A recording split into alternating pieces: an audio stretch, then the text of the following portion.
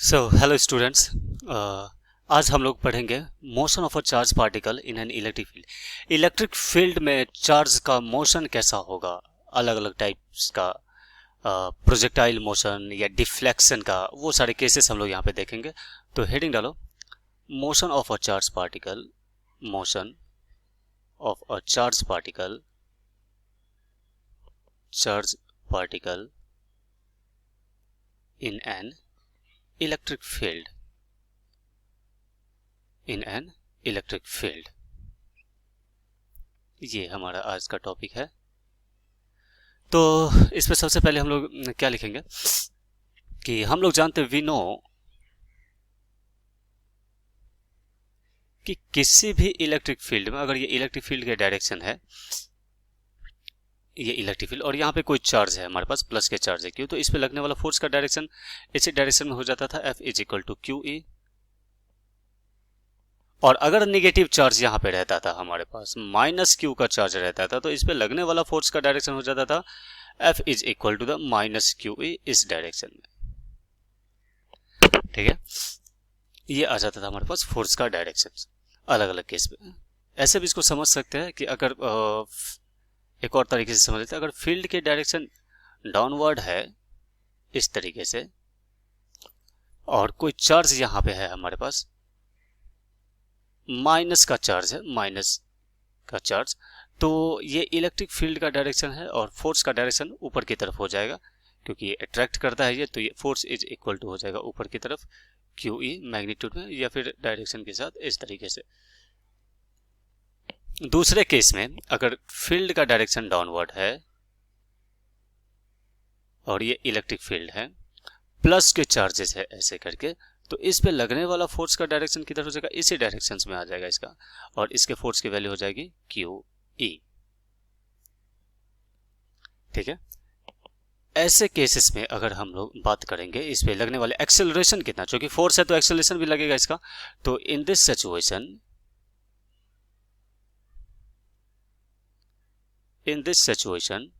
Acceleration is given as, ये है case first और ये है case second. In this situation acceleration is given as acceleration A is equal to the force upon mass which is equal to the QE upon M। ये हो जाएगा acceleration का case. और एक्सेलरेशन कैसा होगा, कांस्टेंट एक्सेलरेशन होगा, this is the uniform acceleration. चूंकि field constant है तो फोर्स की वैल्यू इसकी क्या है, कांस्टेंट है हमारे पास, ये हो जाएगा एक्सेलरेशन का डायरेक्शन। अगर ग्रेविटी कंसिडर कर लेंगे दोनों केस में, तो उस केस में हमारे पास इसके जो एक्सेलरेशन होंगे वो बदल जाएंगे, या फिर नेट फोर्स का वैल्यू बदल जाएगा हमारे पास। ठीक है, तो इसी में अगर हम लोग नेक्स्ट बात करें, अगर हम लोग यदि फील्ड को इसमें लिख लेते, note if the electric field is, अगर स्विच ऑफ करके स्विच ऑन कर दे या हटा करके फिर से डाल दे इसमें, इस केस पे क्या हो जाएगा, तो if the field is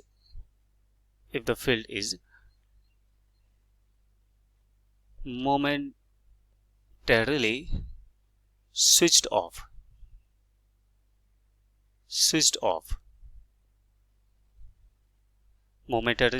switched off and again switch on and again switch on, then ऐसे केस में बॉडी यूनिफॉर्म वेलोसिटी से मूव करेगा, then body moves in the uniform velocity.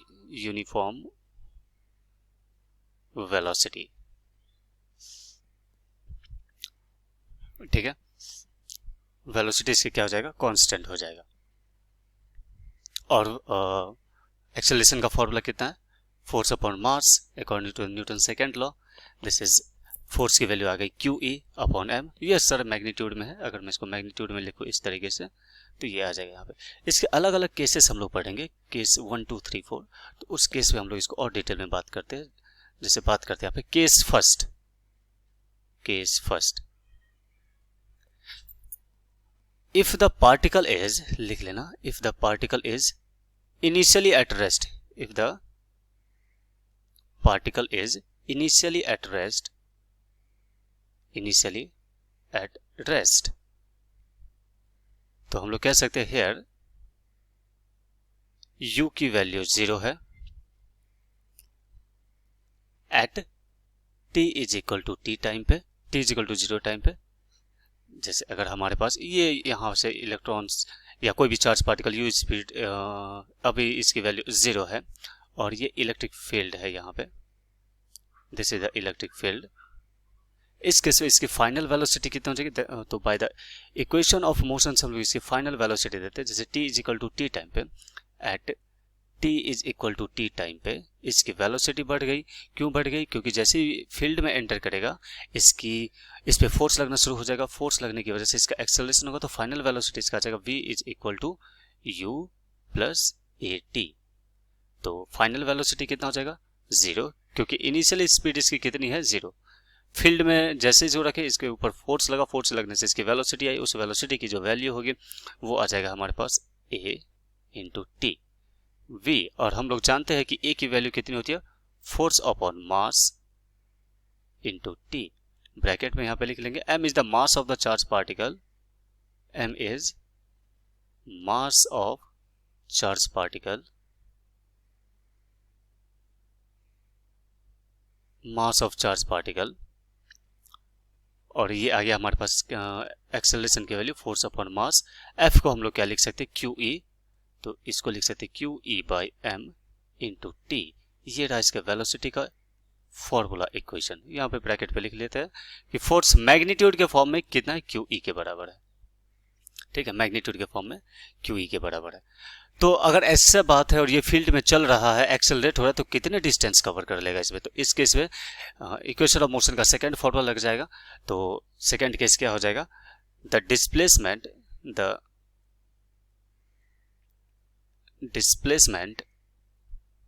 of the charge particle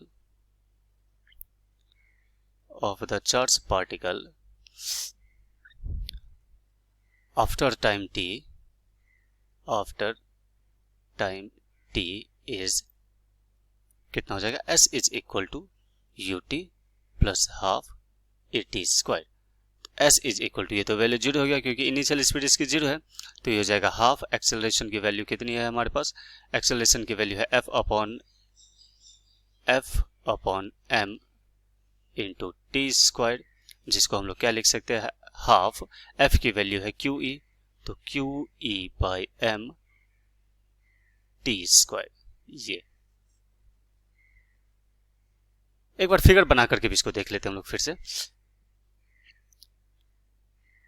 जैसे कि ये है हमारे पास, ये इलेक्ट्रिक फील्ड है, ये इलेक्ट्रिक फील्ड के डायरेक्शन से इसमें electric field. Charge initially rest में था, फिर चलना शुरू हुआ, इसके पास फाइनल वेलोसिटी आ गया v, इनिशियल स्पीड इसकी थी 0। तो ये कितना डिस्टेंस कवर करेगा यहाँ से, जब इसकी वेलोसिटी v हुआ तो ये डिस्टेंस इसका कवर कर लेगा ऐसे डिस्टेंस यहाँ तक। टाइम की वैल्यू दे देते हैं, अगर यहाँ पे टाइम की value t is equal to T time पे है, तो ये डिस्टेंस कैसे कैलकुलेट होगा, इतना, s is equal to half QE by m into T square. ठीक है, अब यहाँ पर हमें एक चीज और देख लेते हैं कि चेंज इन काइनेटिक एनर्जी कितना हुआ, जो कि वर्क डन है, और इसका हम लोग एक फॉर्मूला और भी पढ़ेंगे इलेक्ट्रिक पोटेंशियल एंड कैपेसिटेंस में।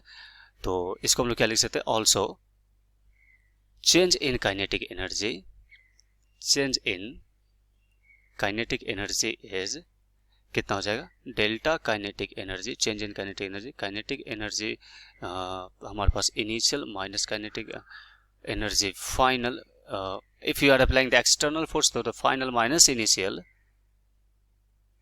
ब्रैकेट में लिख लेना, बाय अप्लाइंग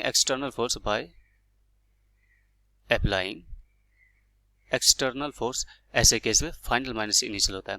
इंटरनल फोर्स की वजह से अगर ये चेंज करेगा तो इनिशियल माइनस फाइनल हो जाएगा।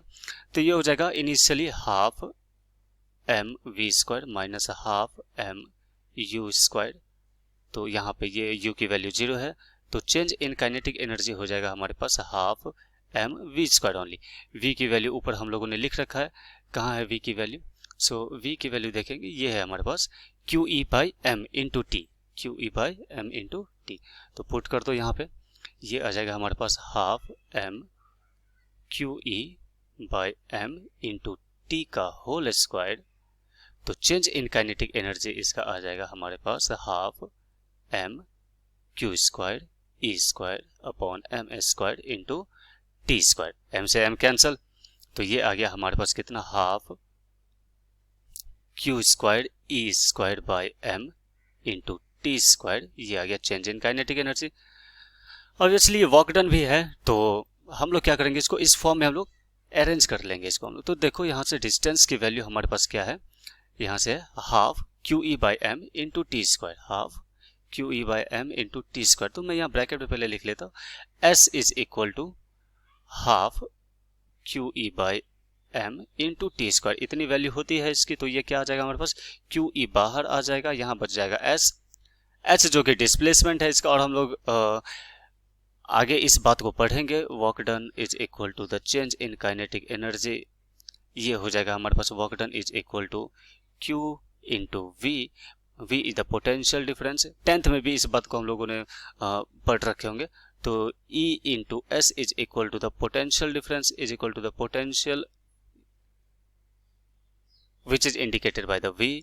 तो ये आ गया हमारे पास एक और इक्वेशन यहाँ पे, work done into Q into V. और ये 10th में फॉर्मूला है जो हम लोगों ने पढ़ रखा है, पोटेंशियल का, पोटेंशियल डिफरेंस का भी, दोनों का इसका। ठीक है, चलो नेक्स्ट देखते हैं। ये केस नंबर फर्स्ट था। केस नंबर सेकंड, अगर किसी चार्ज पार्टिकल्स को परपेंडिकुलरली थ्रो करते हैं किसी इलेक्ट्रिक फील्ड में। Case number 2, case second, case second क्या आ जाएगा, if the particle is projected, if the particle is projected perpendicular to the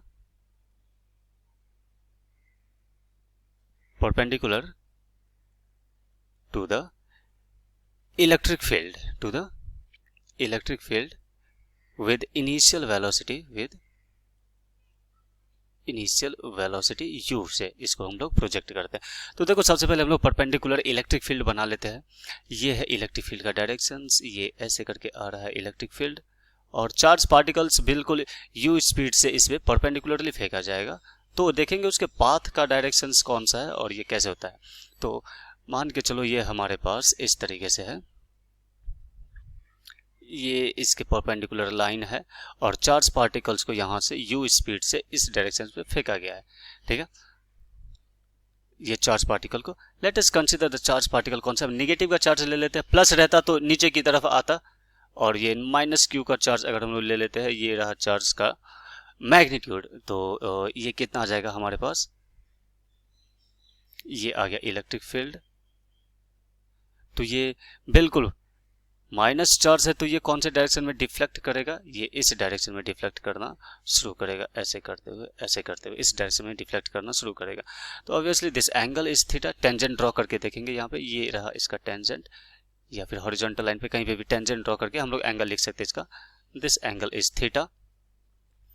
ठीक है, तो इसके पास हमारे पास दो तरीके के वेलोसिटीज होते हैं, एक्स एक्सिस में भी और वाई एक्सिस में भी। तो हम लोग लिख सकते हैं फ्रॉम इक्वेशन, यहाँ पे क्या लिखेंगे, from equation v is equal to u plus at, v is equal to u plus at and s is equal to ut plus half at square. We can say that for x axis, इसको नीचे लिख लो यहाँ पे, for x axis के लिए इसकी velocity constant हो जाएगी। u की वैल्यू हमेशा कितनी है यहाँ पे, u की वैल्यू आ गई u, and acceleration in x axis में a is equal to 0, q होगा 0, इसको प्रोजेक्टाइल मोशन वैल्यू पड़ेगा, हॉरिजॉन्टल वेलोसिटी कांस्टेंट रहेगी, परपेंडिकुलर एक्सिस पे इस पे फोर्स लगेगा जिसकी वजह से इसके एक्सेलरेशंस आने वाले हैं हमारे पास। तो x एक्सिस के डिस्टेंस इसका कितना हो जाएगा, इसलिए x एक्सिस का डिस्टेंस हो जाएगा हमारे पास, सिंपली एक्सेलरेशन 0 है तो स्पीड इनटू टाइम हो जाएगा हमारे पास। तो स्पीड कितना इसका u, तो हम लोग यहाँ पे लिख सकते हैं u into T, u into T.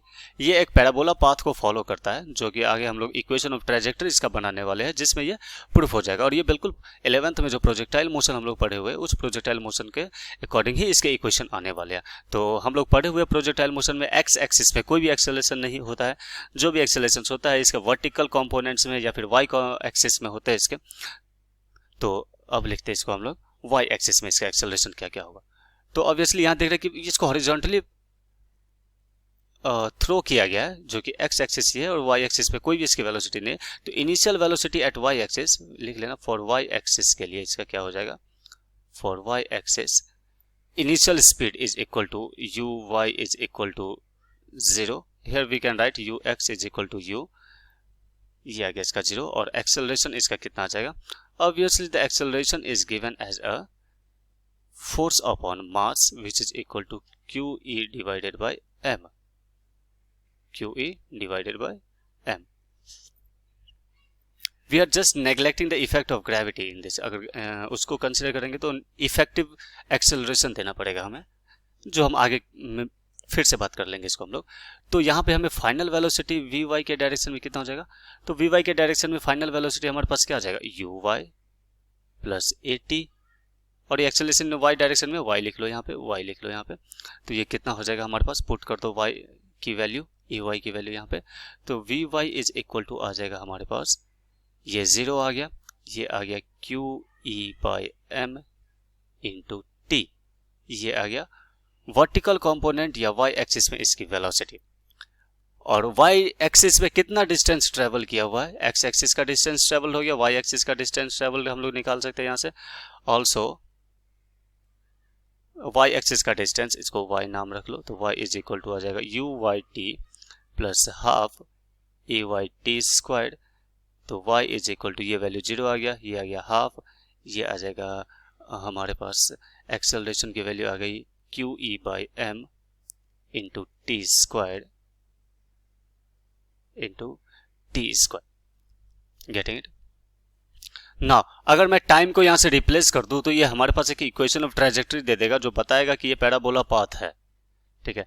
तो फ्रॉम हेयर अगर मैं यहाँ से t की वैल्यू निकालूँ, t is equal to X upon U, and इस वैल्यू को यहाँ पुट कर दे, तो ये हमें बताएगा y is equal to half Q E by M, and put the value of x upon U का होल स्क्वायर। तो ये वैल्यू हमें कितना दे देगा, ये आ जाएगा, this implies that y is equal to half Q E, half Q E upon M X square by U square. ये हमें दे देता है ट्रेजेक्टरी का इक्वेशन। तो ये हमें यहां से हम लोग क्या कह सकते हैं, hence the path of trajectory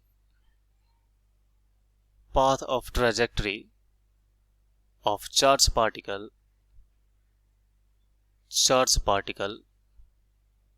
is parabola, ठीक है। ये कब है, जब इलेक्ट्रिक फील्ड में है। तो ये आ गया हमारे पास इसके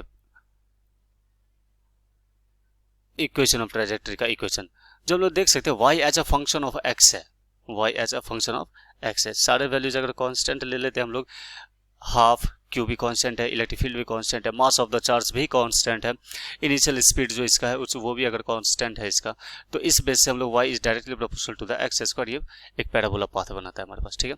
ये केस नंबर 2 आ गया। अब हम लोग चलते हैं केस नंबर 3 में, उसमें चार्ज का मोशन कैसा होगा। ये बिल्कुल प्रोजेक्टाइल का केस है, तो लिखो केस नंबर 3 ऑब्लिक थ्रो अगर इसका किया गया, जैसे कि ये हम लोग पहले इसका नाम लिख लेते हैं, oblique projection of charge, oblique projection of the charged particle in an uniform electric field,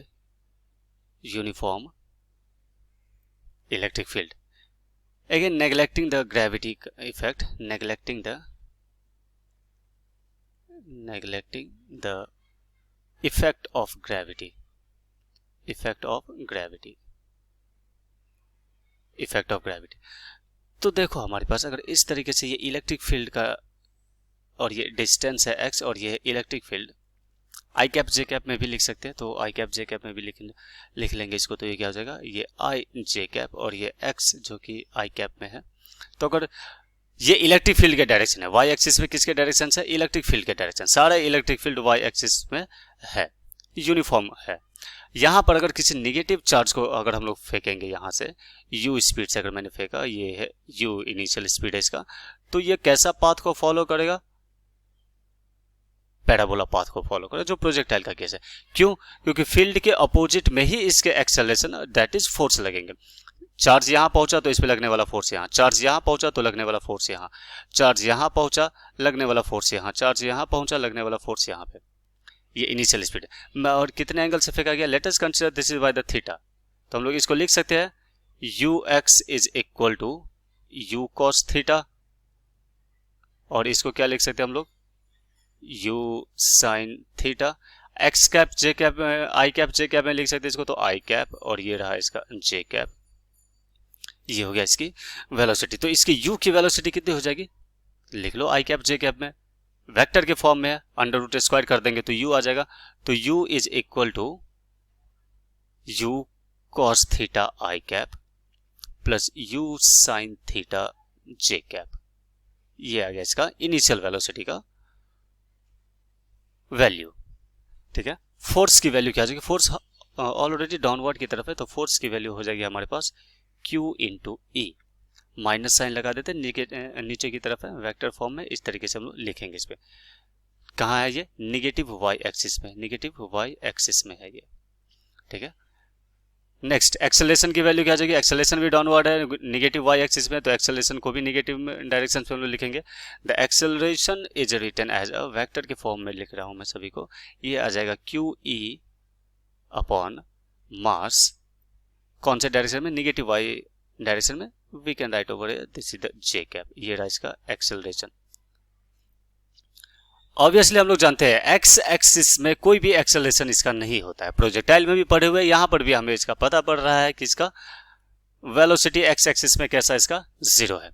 तो वाई एक्सिस में किसी एक पॉइंट पे इसकी वेलोसिटी कितना हो जाएगा, जैसे टाइम टी टाइम पे, ये देखो मैं यहाँ पे दूसरे कलर से बना देता हूं मैं, ये अगर ये पार्टिकल्स यहाँ पे है, कितने टाइम पे, टी टाइम पे मान लेते हैं, टी टाइम पे यहाँ पे, तो इस पे जो वेलोसिटी होगा वो कौन सी वेलोसिटी, ये वाली वेलोसिटी होगी, वी वाली वेलोसिटी, और हमें पता है कि एक्स एक्सिस की जो वेलोसिटी है वो तो कांस्टेंट रहती है, वो कितना हो जाएगा, यू कॉस थीटा ही रहेगा। ऊपर कितना हो जाएगा हमारे पास, ऊपर में आ जाएगा हमारे पास इसका वी साइन थीटा, वेलोसिटी इसकी चेंज हो रही। तो ऑब्वियसली इसकी वेलोसिटी को मैग्नीट्यूड के फॉर्म में लिखेंगे तो हम लोग अंडर रूट स्क्वायर करके लिख सकते हैं, वेक्टर के फॉर्म में लिखेंगे तो आई कैप जे कैप के फॉर्म में लिख सकते हैं। तो यहां पे हम लोग क्या लिखेंगे इसको, velocity of the particles at time T, velocity of particle at time T is कितना हो जाएगा हमारे पास, ये वेक्टर के फॉर्म में v velocity is equal to क्या जाएगा हमारे पास, इक्वेशन ऑफ मोशन से u velocity having a t, ये कौन सा है, y एक्सिस वाला है, क्योंकि x एक्सिस में एक्सेलरेशन इसके जीरो है, तो ये नेट वेलोसिटी इसका कितना हो जाएगा। ऑब्वियसली इनिशियल वेलोसिटी यहाँ पे कौन सी है, ये वाली वेलोसिटीज है, तो ये आ जाएगा हमारे पास u cos theta I cap, and this is written as a, what we need to do that over here, this is equal to, इसकी वैल्यू भी कैलकुलेट कर सकते हो हम लोग, इसकी वैल्यू कितनी आएगी हमारे पास, यहाँ देखो सबसे पहले इसको कैलकुलेट करो तब यहाँ पे वैल्यू पुट होगा, यहाँ पर ये कितना आ जाएगा हमारे पास, इसे ऐसे निकाल लो, एक मिनट इसको थोड़ा सा और अच्छे तरीके से लिख लो, नहीं तो फिर मुश्किल हो जाएगा इसमें समझना हमारे लिए। ठीक है, तो इससे पहले हम लोग क्या करते हैं, जो वाई एक्सिस की जो वेलोसिटी है पहले वो निकाल लेते हैं हम लोग, ये वाली वेलोसिटी निकाल लेते हैं। तो ये वेलोसिटी निकालने के लिए हम लोग क्या करेंगे, यहाँ पे ये v जो वाई एक्सिस की वेलोसिटी है ये आ जाएगा हमारे पास you y minus a y into T, तो ये कितना आ गया हमारे पास, ये आ जाएगा u साइन थीटा माइनस जी, या ए वाई ए ही रखना चाहते हो तो ए ही रख लो, अभी जी सॉरी नहीं कंसिडर कर सकते क्योंकि नेग्लेक्टिंग द ग्रेविटी इफेक्ट है, तो ए टी। ये पूरा कौन से डायरेक्शन में, जे कैप के डायरेक्शन में, तो ये आ गया वी वाई, ठीक है। तो इसको इस तरीके से लिखो यहाँ पे ये हो जाएगा हमारे पास, this could be written as a v y, this is written as a u v x, जो कि u के बराबर है ये, क्योंकि x एक्सिस में हमेशा वेलोसिटी कांस्टेंट रहती है। ये कितना आ गया यू एक्स, जो कि होता है यू कॉस थीटा यहाँ पे, ठीक है। तो नेट वेलोसिटी इस दोनों के सम हो जाएगा। इसकी वैल्यू कितनी आई है, इसकी वैल्यू आ गई है you sine theta minus A T, J cap ऊपर डायरेक्शन में, तो ये दोनों का प्लस हो जाएगा। दोनों को सम कर दो वेक्टर फॉर्म में, तो वेक्टर फॉर्म में सम करेंगे इसको, तो हमारे पास कितना आ जाएगा ये कि v वेलोसिटी हो जाएगा हमारे पास, v velocity is equal to we x का velocity i cap plus v y का velocity j cap. Now put the values, so this is equal to the u cos theta I cap plus ये कितना है इसकी value, ये है we Y की value, तो हम लोग यहाँ पे लिख सकते हैं u sine theta minus A T J cap. ये आ गया इसका किसी भी रैंडम टाइम t पे इसकी वेलोसिटी का इक्वेशन आ गया हमारे पास, जो इस तरीके से इसकी वेलोसिटी होगी ऐसे, गेटिंग इट। ये आ गया इसकी वेलोसिटी हमारे पास, ठीक है। Okay now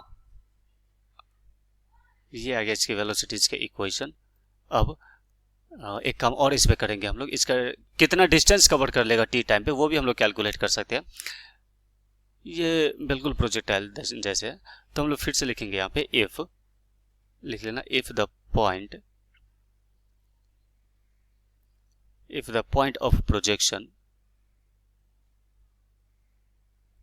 point of projection is taken at origin, its position vector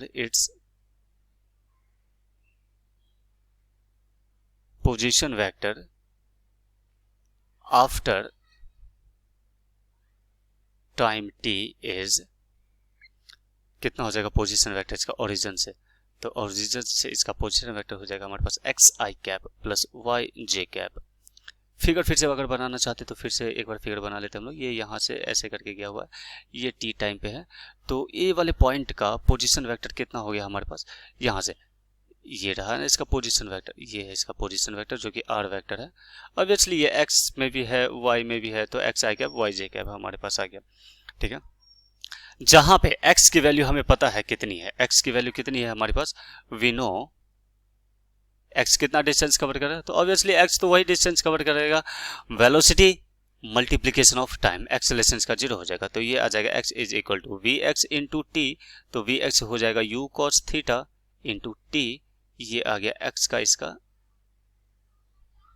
distance हमारे पास। y का डिस्टेंस कितना हो जाएगा, फिर दोनों को हम लोग इस फॉर्म में पुट कर देंगे यहाँ पे, ये हमारे पास टोटल डिस्प्लेसमेंट इसका दे देगा या पोजीशन वेक्टर हमें दे देगा इसका, तो ये कितना आ जाएगा हमारे पास इस तरीके से, y is equal to U T minus half A T square, u की वैल्यू आ जाएगा हमारे पास, यू वाई वाला टर्म है ये, तो ये आ जाएगा u sine theta into T minus half A T square, ये आ गया y की वैल्यू। इन दोनों वैल्यूज को ऊपर पुट करके हम लोग इसका पोजीशन वेक्टर निकल के आ जाएगा, ये रहा इसका, गेटिंग इट। और एंगल थीटा निकालने के लिए हम लोग सिंपली क्या करेंगे, यहाँ पर इसकी वेलोसिटीज अगर कहीं पे भी निकाल लेते हैं, अगर ये है इसका वी एक्स, ऊपर है इसका वी वाई, और ये है velocity v, so this angle is theta can be written as a tan theta is equal to vy divided by the vx, and the theta is equal to the tan inverse of vy by vx, getting it। इस तरीके से हम लोग इसका value calculate कर सकते हैं यहाँ पे, डन। ये आ गया इसका हमारे पास थर्ड केस। फोर्थ केस में इसका क्या आ जाएगा हमारे पास, अगर ग्रेविटी को कंसिडर करेंगे तो इसमें नेट एक्सेलरेशन, इफेक्टिव एक्सेलरेशन हमें कितना हो जाएगा वो हम लोगों को देखना पड़ेगा इसमें। तो लिखो case number fourth for oblique projection, oblique projection of charged particle in uniform electric field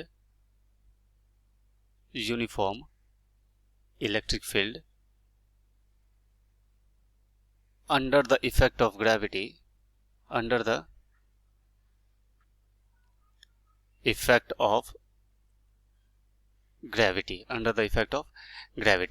तो एक्चुअली हमें net acceleration due to gravity की वैल्यू देनी पड़ेगी। जैसे कि अगर हमारे पास आ गया if the gravity force is considered, लिख लेना, if gravity force is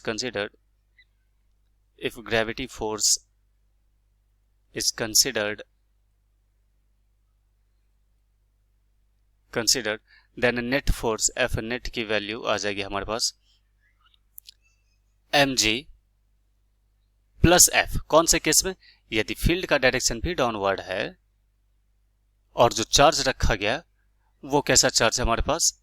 plus का चार्ज है। जैसे कि प्लस का चार्ज यहां पे रखा गया है तो इस पे लगने वाला mg भी डाउनवर्ड में है प्लस QE भी डाउनवर्ड में है। तो इस केस में हमारे पास जो नेट एक्सेलरेशन आएगा वो नेट एक्सेलरेशन कौन सा आ जाएगा हमारे पास? G नेट या फिर A नेट कर दो इसको, A net is equal to एक तो इसका एक्सेलरेशन, उसके बाद प्लस F अपॉन M, ये वाला एक्सेलरेशन जो कितना आ जाएगा?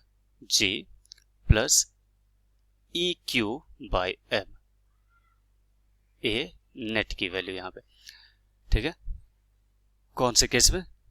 जब पार्टिकल्स इस तरीके से, ठीक ऑपोजिट रहेगा, अगर नेगेटिव चार्ज रहेगा इसमें तो प्लस की जगह माइनस आ जाएगा हमारे पास। ऑल्सो यदि इलेक्ट्रिक फील्ड डाउनवर्ड की तरफ है इस तरीके से और यहाँ पे नेगेटिव का चार्ज है तो इलेक्ट्रिक फील्ड का डायरेक्शन ये, ऊपर लगेगा force F is equal to QE, नीचे फोर्स लगेगा इसका mg। तो इस केस में हमारे पास नेट फोर्स आ जाएगा इसमें F net is equal to mg minus F and the A net is written as a G minus F upon M, so G minus QE by M, ये आ गया इसका net acceleration in this conditions. Plus और minus का sign किस तरीके से use करेंगे ऐसे। तो जनरल टर्म्स में हम लोग लिखेंगे इसका नेट एक्सेलरेशन का फॉर्मूला कितना आ जाएगा यहाँ पे? In general A net is written as a G plus minus इसका एक्सेलरेशन जो कि हम लोग लिख सकते हैं इसको QE by M, इस तरीके से। ठीक है, नाउ केस नंबर, कौन सा केस था? फोर्थ। केस नंबर फिफ्थ देख लेते हैं हम लोग। पेंडुलम के केस में जब ये सारी चीजें इफेक्टिव एक्सेलरेशन के केस में हमें लिखना पड़ेगा। तो case number fifth, the time period for the oscillation, time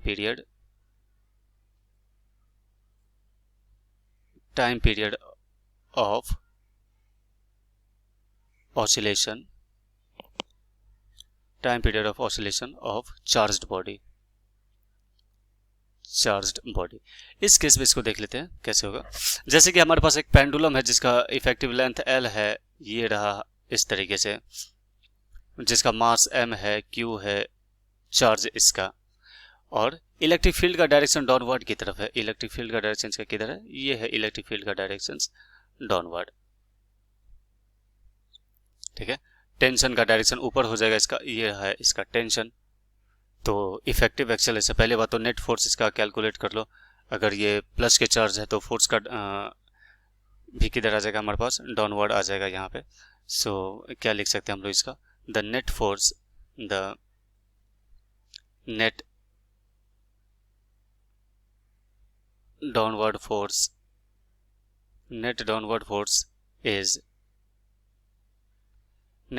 force is F is equal to mg plus QE, ये रहा इसका net downward force. Effective acceleration इसका कितना हो जाएगा हमारे पास? ऊपर टेंशन भी लग रहा है, दोनों एक दूसरे को बैलेंस भी कर सकता है। तो इसका इफेक्टिव एक्सेलरेशन